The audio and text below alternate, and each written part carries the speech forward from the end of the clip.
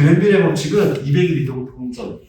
이 사람이 수학자예요. 이 사람이 수학자인데 이 90원 변경의 이동평균선이거든요. 이거 간단히 말씀드릴게요.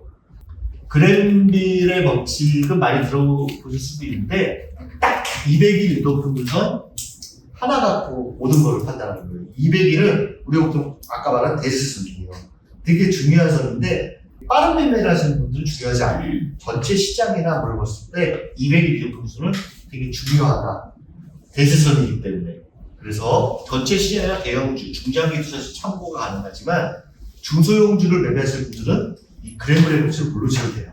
시장을 볼 때는 되게 중요해요. 시장이 상승 추세인지 하락 추세인지 200일 이동평균선 갖고 관상의 법칙, 아까 말했던 주가 검진의 방향으로 계속 진행하는 성질과 회귀, 이동평균선을 땡기려는 거, 벌어졌을 때 땡기려는 요걸로 갖고 200일 이동평균선 8가지 법칙을 만들었어요. 보시면 시장을 판단하는 게 되게 중요해요. 매수 신호 첫 번째는 가장 중요해요. 보시면 이동평균선이 200일이에요. 200일 장기 하락하고 있어요. 근데 보합이나 상승 국면으로 진입할 때 주가가 이거 뚫어버려요. 뚫고 다시 안 내려와요. 지지를 받아요. 그러면 거래량 수간 여부 체크하셔야 돼요. 뚫을 때 거래가 서야 돼요. 이건 200일이에요. 그러면 이거는 상승 추세 전환으로 가요. 이 사람은. 그래서 방향이 중요해요. 200일 이동평균선이 하락할 때는 안 가요. 근데 수평이나 상승으로 전환할 때 주가가 뚫어버려요. 그리고 안 내려와요.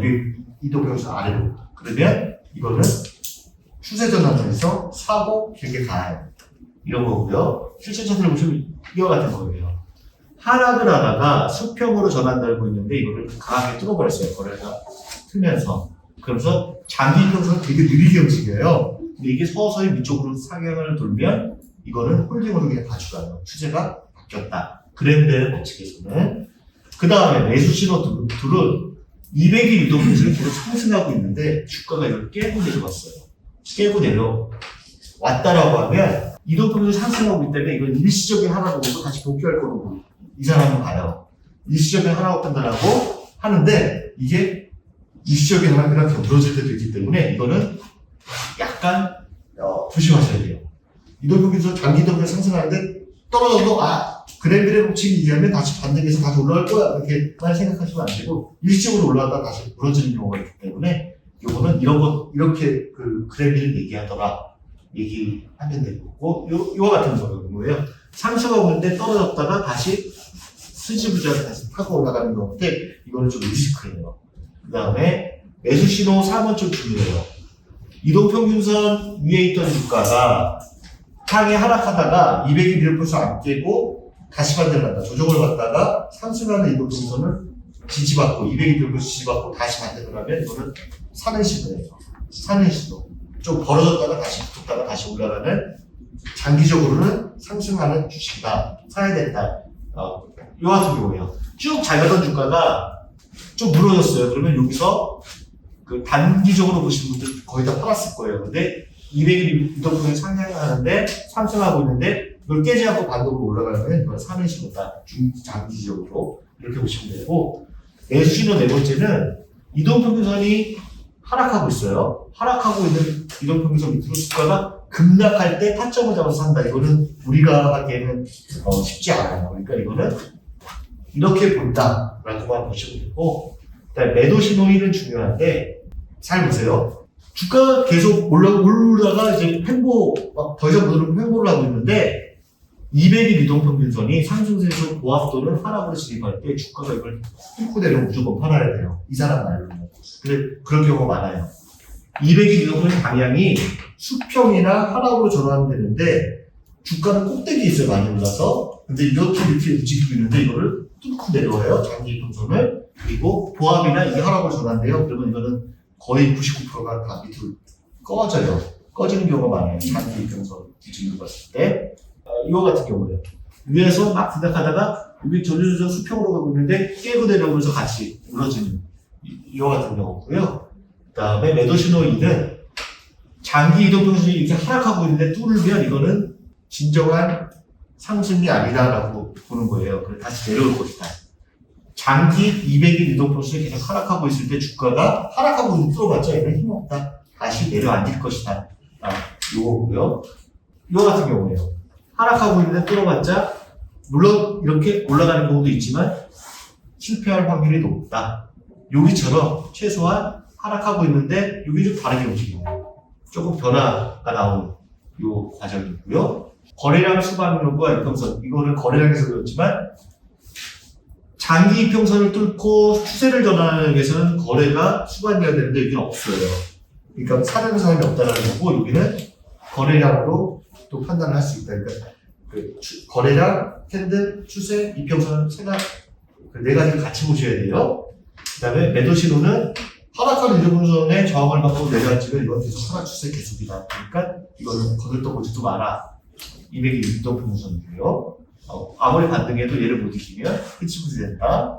장기 이평선을. 그 다음에 주가가 이동평선을 급격한 격차를 보이며 극단적으로 하락할 기미를 보이는 경우, 이때는 아까 회기 이격도에서 너무 멀어져서 내려앉는 거, 이때는 매도를 하면 된다.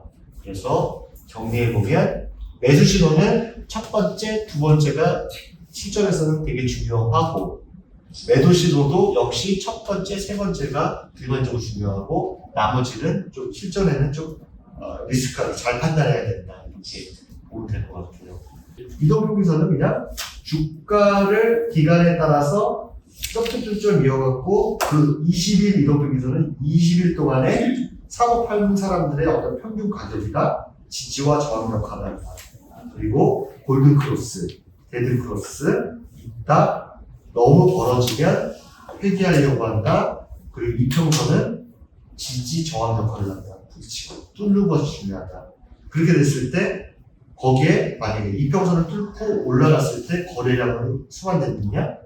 아니면 추세에서 추세선을 돌파했는데 이런 것들 같이 묶어서 보시면 아마 전체적인 그림들이 나오지 않을까 그런 생각이 들어요.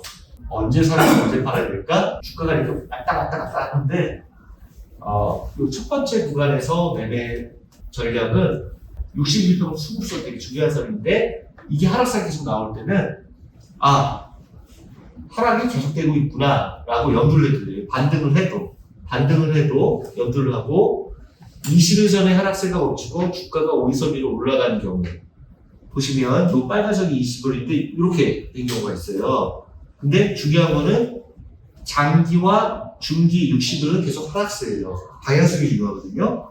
이렇게 하락세인데 얘가 확 올라갔어요. 단기를 5일하고 20일을 이럴 때 단기적으로 매매를 하긴 해요.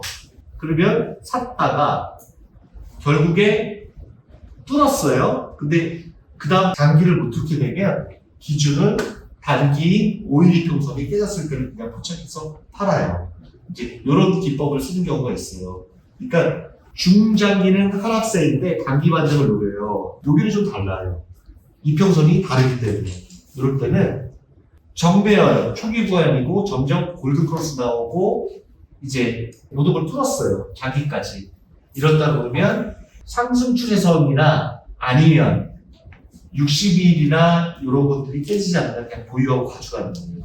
여기랑 약간 다르요. 그러니까 뭐가 다르냐? 중기, 장기 이평선의 방향이 어떤 건지를 파악하셔야 돼요.